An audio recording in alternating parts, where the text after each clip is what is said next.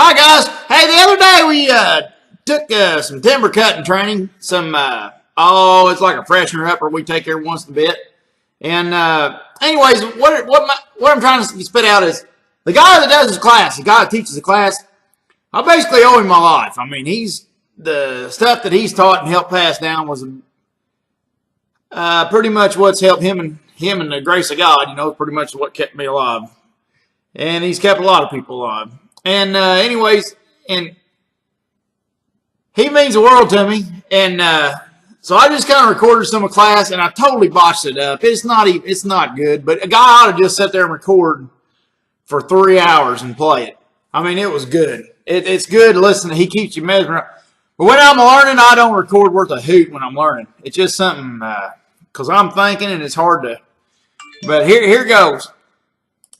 Oh, another thing, turn your volume up, because the sound ain't worth a hoot.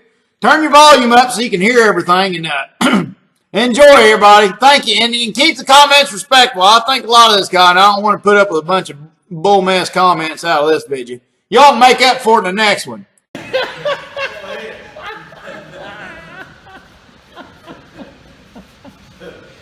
Ben said he's heard this story in other classes. He's walked up on and he said he heard, that's the son of a bitch right there. He said, Yeah,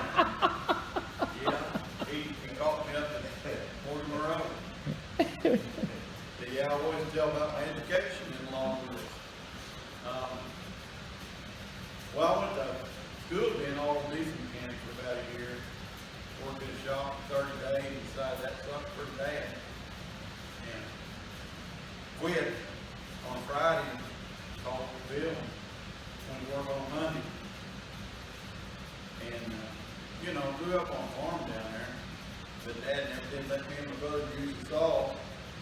So I show up on Monday and Greg's out there skidding. And I go out and find him. And of course, Bill hadn't told him nothing. So he said, what do you want me to do? I said, well, I think he wants me to cut. He said, you ain't never cut trees before, have you? I said, no. He said, I cut a couple trees on the farm. About matched the saw with one of them. And he said, well, I better show you how to cut. So he picked up that old 925 home line, turned it back to me, and cut down 20-inch cottonwood. And he turned right back around, never said nothing else, just handed me the saw and said, we'll practice over there. That was my lesson. He showed me how to match cut. And so I took the saw, went over and started cutting. And I got a few trees in. We were in clear cut, thankfully.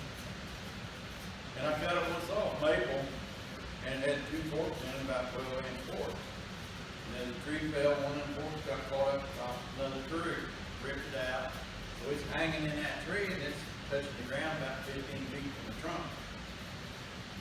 And so right after that happened, Greg pulls up on the skidder, shuts it off, looks at that, says, when you cut that tree, be sure to watch that limb. And I just swelled up a little bit and said, yeah, okay, I got it, don't worry about it. And he leaves, He's sitting on the skidder, we just pulled the limb out. Didn't want us to talk about it. If we're there, I got a ball cap on, he does. Tennis shoes, what I got on. for running. For running. Yeah, for running. Found out pretty early at magic cutting, ain't shoes. But, so, I looked at the tree as soon as he left, and I thought, what the hell am I going to do with this? Because I didn't know. Had no idea. So I was scared of it. So I decided to rock it over here for a while, cut the trees over there, look at it. Nah, not yet. Cut some more trees over here. And cut all morning, and we stopped at lunch. It was middle of summer, and I was hot, and I was getting tired. I was used to working hard on the farm, and this is different kind of work. So I was getting tired, and we went back to work after lunch. I looked at that tree, and I ain't got some more trees. Then after a little while, I cut this tree, and I backed up a couple steps, just like I'd seen Greg do, and worked all morning. And As I got back there, just as soon as I got back about the second step, just goes boom, right in the back of the head. Down on the ground like a sack of shit. And jumped up though, make sure nobody's seen that real quick. That's the most important thing to do. Check the ball cap. Yeah. Yeah, I picked up my ball cap. And Greg pulled up just a few seconds after that. And he said, well, I see you got that tree down all right. I said, yeah, I got her down just fine. Don't worry about it. I didn't tell him for 2 years. Neither one of us going to build for about 15 or 20. And I about got killed on the first day. But that's how a lot of us learn, you know. You watch somebody else and then you go do it. And some of them techniques like match cutting, you can't really teach somebody how to match cut. They have to learn it themselves. Because match cutting's got a lot to do with feel.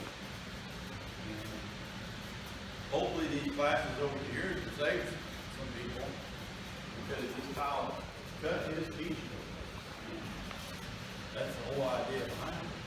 Is to teach you cut and to teach you some things to look for and watch out for.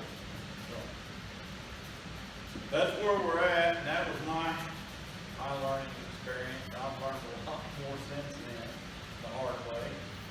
Every time you learn something that way, it hurts. And I had a certain amount of weight to do it, and plastic and everything.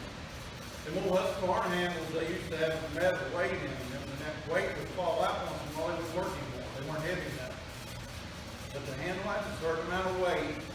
Whenever you get a kickback, all of that energy going out that chain changes to rotational energy. And once you spin that saw around like that, and whether your hand hits it or doesn't, whenever it reaches a certain amount of force, it tries that. If the saw outruns the brake handle's free to stay where it wants to go. And the saw outruns it, and clicks over the cam inside there, pulls the brake band tight around the drum. Stopping the chain, turning vocally before it hits you. So, how bad of a kickback can you have out there in the woods using the saw? So it has to be that much open.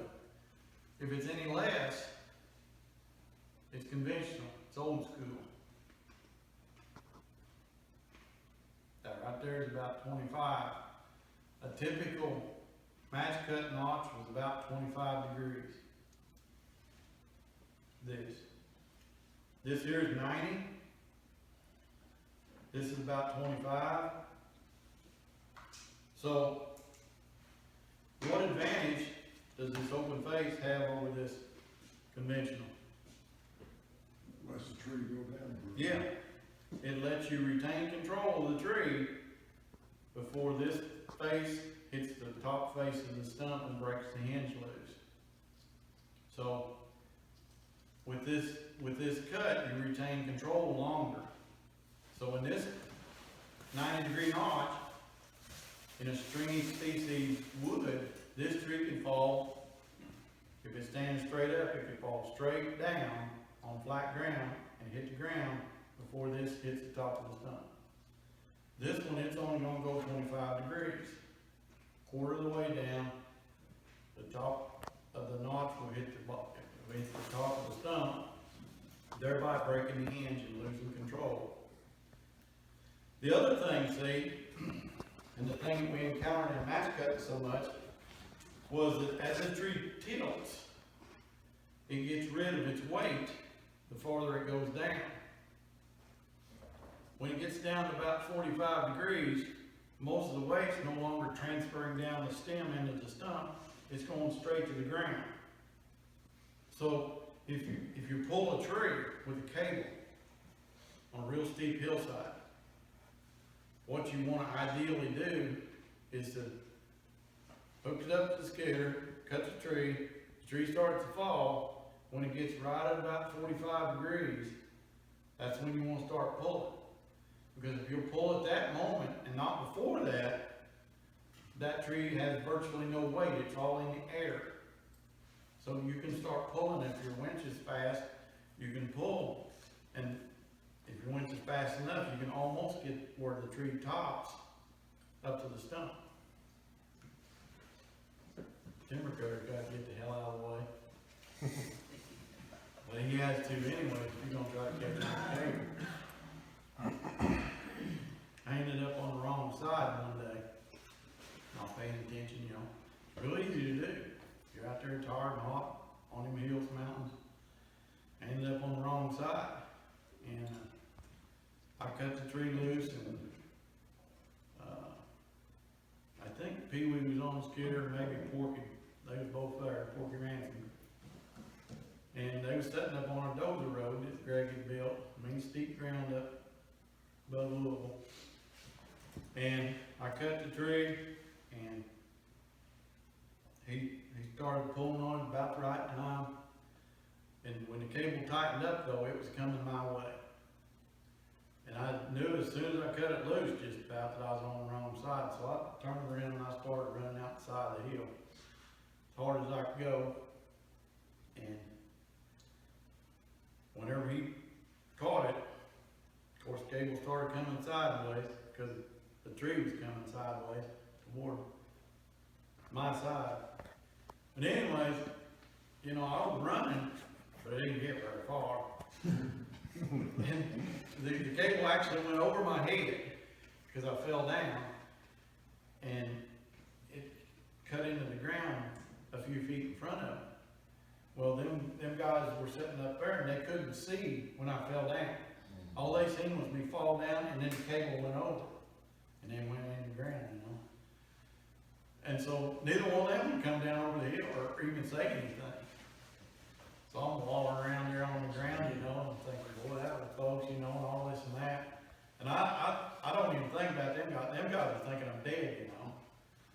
And so I finally stand up and say, oh, man, you're crazy. Are you stupid or what? You know, and go through all that crap. But lesson learned, you pay real close attention to which side you're on when you're pulling trees. But the thing about this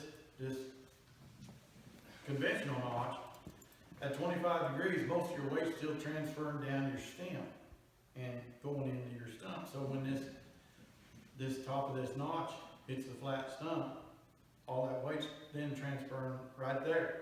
So it's a ski runner on a flat surface, it's going to slide. It has to. There's no way around it. So if you're cutting notches like that, a lot of times they're going to slide. And it's a bad place to be behind them. So, ain't that right? Yeah, don't say nothing. My lips are sealed. The back cut has to be above the notch. It says that in the rules. It says every technique. And then right behind that it says in parentheses, with the exception of the open face felling technique. It doesn't say boring, just open face. And it says it can be even, below, or above the back cut. So you don't have to have a step, you don't have to have stump shot, as long as you have an open face. Because the open face is going to keep the tree attached to the stump longer, and then the hinge is going to hold the tree from sliding backwards longer.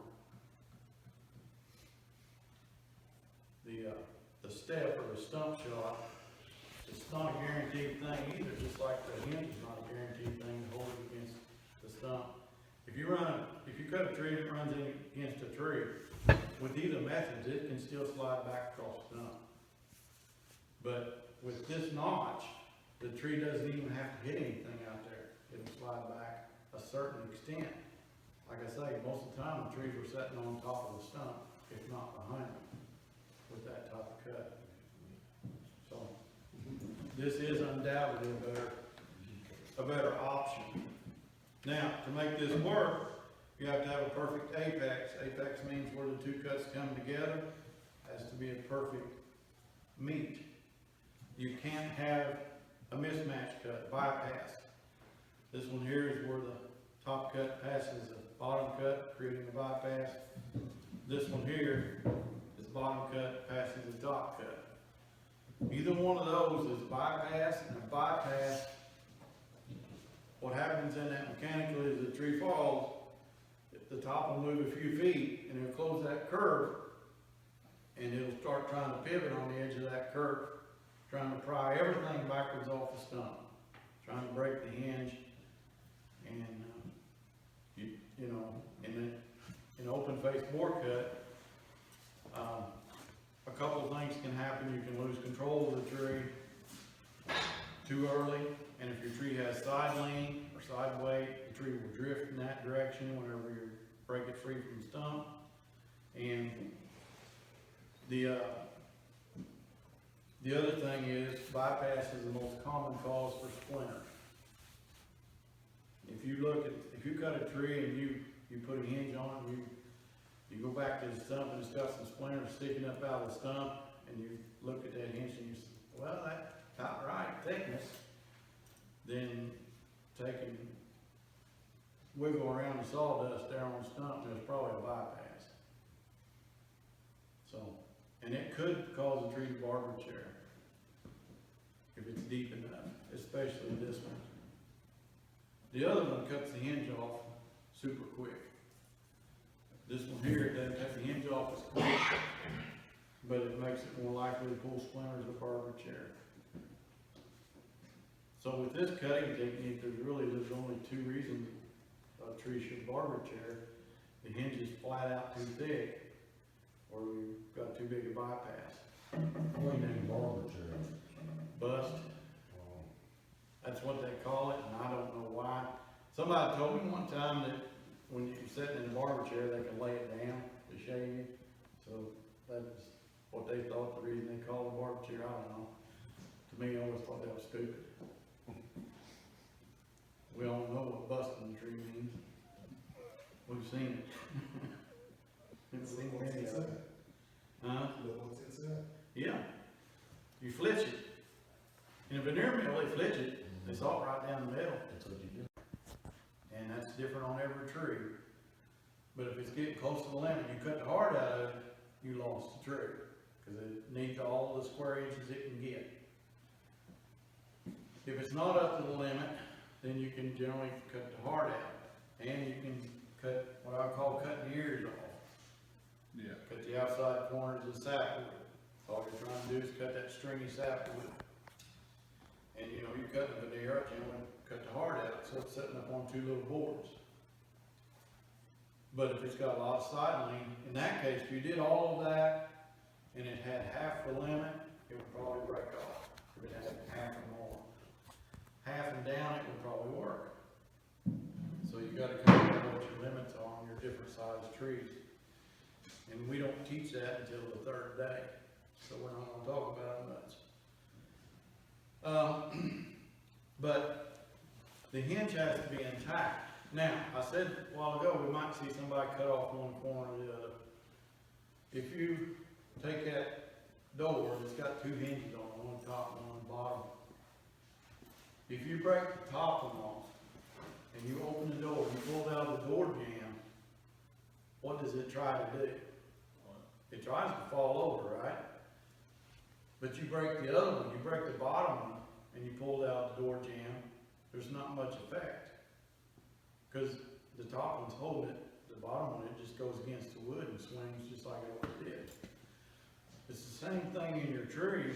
You can get away kind of, sort of, with cutting one side off, make a mistake, or if you cut the other side off, which is the holding corner, the good side, then it ain't gonna work.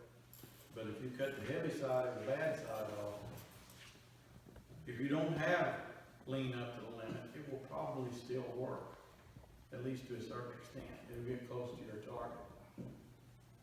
So, that's a kind of interesting tidbit with hinge. But your hinge is what guides the tree. The third component is a bore cut. On this one here, you see a bore cut coming through there. A bore cut always puts these little semicircle marks on the stump and generally on the butt. And that tells you where it was. On this tree, this was leaning over my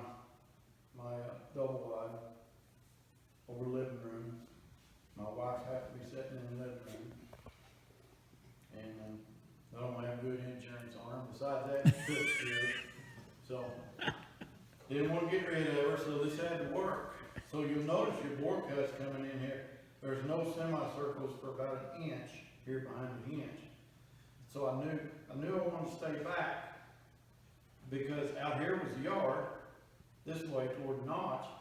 Back here, 10 feet was the double wide. So this had to work. So I had to stay back because if I cut the hinge off, the tree would have just fell over backwards onto the trailer. If I cut the trigger off, I would have got pinched.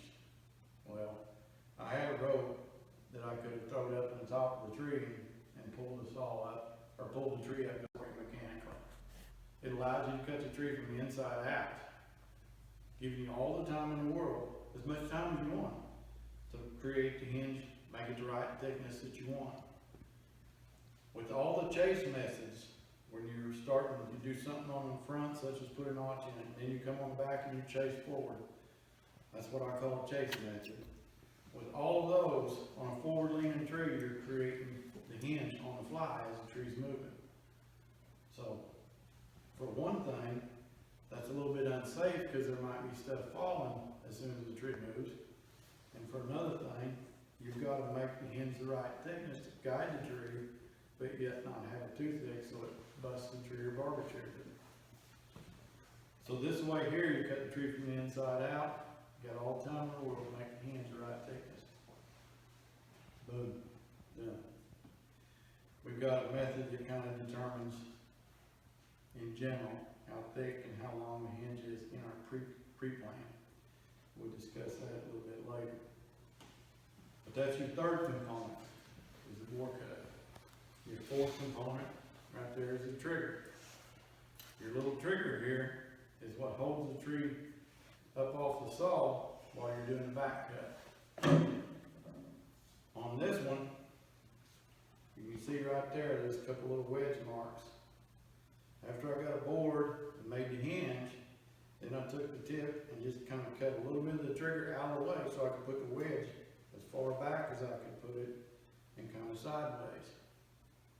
And then I come above it, then cut above the wedge because I got pinched, but cut the trigger over to the wedge, and the tree was still just sitting there because the wedge was then holding it up. On a back leaning tree, the wedge is the trigger. You don't necessarily have to have a trigger on a back leaning tree. As you cut around on a bigger tree, you can stop, put a wedge in, drive it in tight, and then just continue on around.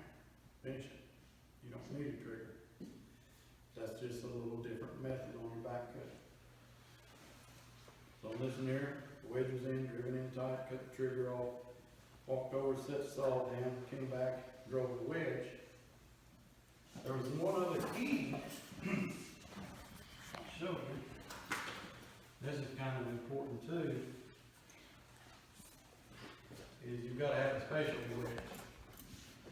One that's been hit a few times and ain't got any corner on it. Because a little tree, see, if you put it straight in, it's going to bottom out on the hinge as far as you can drive it. It may need a little more lift. You got to put it sideways. So there's two things here. One is, see this trigger, it won't allow it to come around. If you don't have that, if you just got an opening and you start driving it, every time you hit it, it'll go like this.